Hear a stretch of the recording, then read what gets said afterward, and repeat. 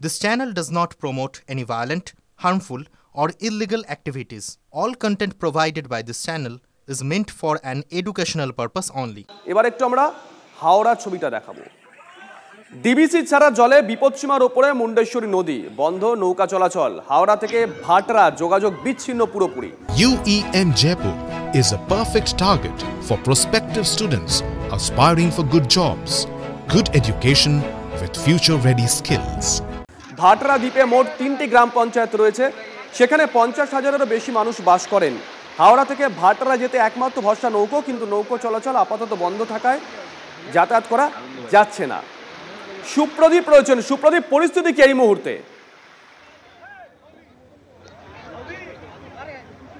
দেখো, যত সময় বাড়ছে কিন্তু পরিস্থিতি বাড়ছে, জলের চাপও কিন্তু বাড়ছে এবং এলাকার কিন্তু পরিস্থিতি খুব খারাপ হচ্ছে।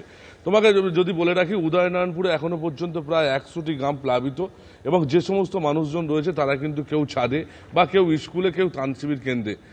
এখনো পর্যন্ত প্রশাসন সূত্রে যেটা খবর পাওয়া গিয়েছে, একজন ব্যক্তি গতকাল জলের স্রোতে কিন্তু তলিয়ে যায়, এখনো পর্যন্ত উনি নিখোঁজ রয়েছেন। আরও একটা খবর রয়েছে যেটা হচ্ছে যে একজন মহিলার কিন্তু মৃত্যু হয়েছে, সেটা অস্বাভাবিক মৃত্যু বলে এখন প্রশাসন তরফ থেকে জানা যাচ্ছে। কারণ কিভাবে মৃত্যু হয়েছে বা কি হয়েছে সেটা সম্পূর্ণভাবে এখন প্রশাসনের তরফ থেকে জানা যায়নি। তবে এই যে যত সময় বাড়ছে, জলের স্রোত কিন্তু আগে ছিল উদয়নারায়ণপুর, একদিকে ছিল কিন্তু আমতা, এখন কিন্তু উদয়নারায়ণপুর থেকে পুরোপুরি আমতার বেশ কিছু বিস্তীর্ণ এলাকায় কিন্তু জলমগ্ন হয়ে পড়েছে। ফলে এই যে এলাকার মানুষজন রয়েছে, এদের যেমন পানীয় জলের সংকট, তার সঙ্গে খাবার বা এই যে গৃহপালিত পশু তাদেরকে রাখারও কিন্তু সমস্যা। তবে কিন্তু প্রশাসনের তরফ থেকে 20 থেকে 25টি ত্রাণ শিবির কেন্দ্র খুললেও প্রায় 10 থেকে 15,000 মানুষকে এখনো পর্যন্ত কিন্তু রিকভারি করা সম্ভব হয়েছে। কিন্তু পুরোপুরি যদি আমি তোমায় বলি যে গ্রামের ভিতর উদয়নারায়ণপুরের বেশ কিছু গ্রাম রয়েছে যেগুলো একদম নদীর তীরবর্তী অঞ্চলে, সেইখানের মানুষজন কিন্তু খুব অসহায়ের মধ্যে রয়েছে। তবে প্রশাসনের তরফ থেকে নৌকো করে যাতায়াত করে তাদেরকে কেন উদ্ধার করা সম্ভব হয়নি, নিয়ে আসা সম্ভব হয়নি ত্রাণ শিবিরে? মানুষজন তারা চাইছে, তাদের বসত বাড়ি ছেড়ে কিন্তু আসতে চাইছে না, তারা সেখানেই রয়ে যাচ্ছে। ফলে কিন্তু এই যে সমস্যাটা, এটা কিন্তু রয়েই যাচ্ছে। তবে জলের চস কিন্তু আরও বেড়ে যাচ্ছে।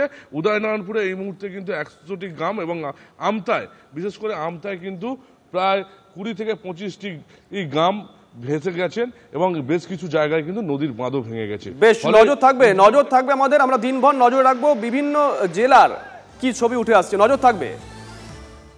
এবার একটু মেদিনীপুর দিকে নজর রাখা যায়। কংসাবতী নদীতে জল বেড়ে মেদিনীপুর পুরসভার 17 এবং 18 নম্বর ওয়ার্ডে ক্ষতিগ্রস্ত শতাধিক বাড়ি। ওই সমস্ত বাড়ির বাসিন্দাদের সরিয়ে অন্যত্র রাখার ব্যবস্থা করা হয়েছে।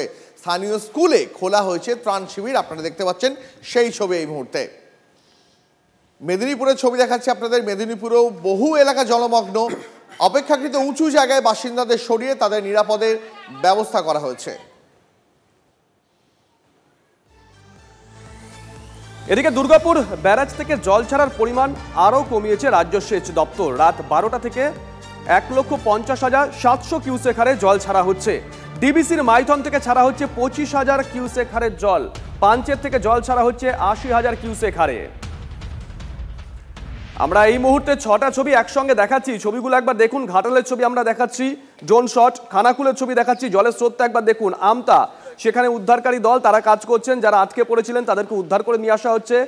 উদয়নারায়ণপুর, সুপ্রদীপ যে ছবি দেখাচ্ছিল, যে কথা বলছিল, ড্রোন শট দেখাচ্ছি আমরা। মেদিনীপুরের ছবি দেখুন, বিস্তীর্ণ অংশ ভেসে গেছে। পাঁশকুড়া, অসহায় মানুষ, সেই ছবিও ধরা পড়েছে আমাদের ক্যামেরায়। ছবিগুলো একবার দেখুন। মোটামুটি বাড়ির কোথায় জলের লেয়ারটা সেটা দেখলেই বুঝতে পারবেন যে জলের উচ্চতা কতটা। এই পাঁশকুড়ার ছবিটা কিন্তু অপেক্ষাকৃত উঁচু জায়গার।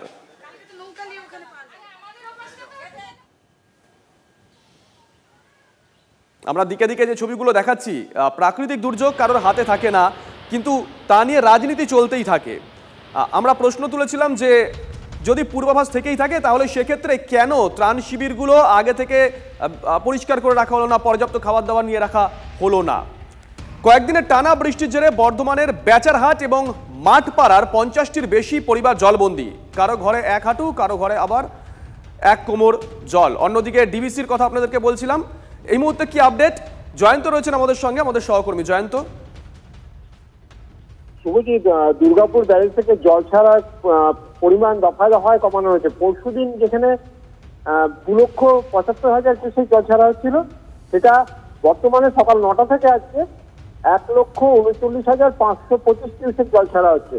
অর্থাৎ হাওড়ার আমতা, উদয়নপুর, হুগলি, খানাকুল এবং পূর্ব বর্ধমান এবং বাঁকুড়ার যে প্লাবিত হয়েছিল যে জায়গাগুলো, সেগুলোর পক্ষে একটু আশার বাণী যে ঝাড়খণ্ডে নতুন করে বৃষ্টি না হয় এবং মাইথন এবং পাঞ্চের জলাধার থেকে ডিবিসি কম জল ছাড়ায় দুর্গাপুর ব্যারেজ থেকেও জল ছাড়ার পরিমাণ ধীরে ধীরে কমানো হচ্ছে। যদিও ওই এলাকা যে নিম্ন দামোদর এলাকায় ওখানে বন্যার পরিস্থিতি উন্নতি হয়েছে, কিন্তু এখনো আরো 2 দিন সময় লাগবে, কেননা যে জলটা এখান থেকে আগেই ছাড়া হয়েছে সেটা গিয়ে পৌঁছাবে এবং সেই জলের প্লাবন সেটা এখনো আরো 2 দিন চলবে। 2 দিন পর থেকে পরিস্থিতির উন্নতি হবে। শুভজিৎ, নজর থাকবে, নজর রাখো।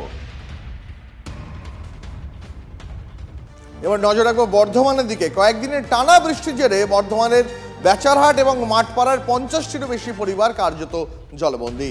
কারোর ঘরে 1 হাঁটু, আবার কারোর ঘরে কোমর সমান জল।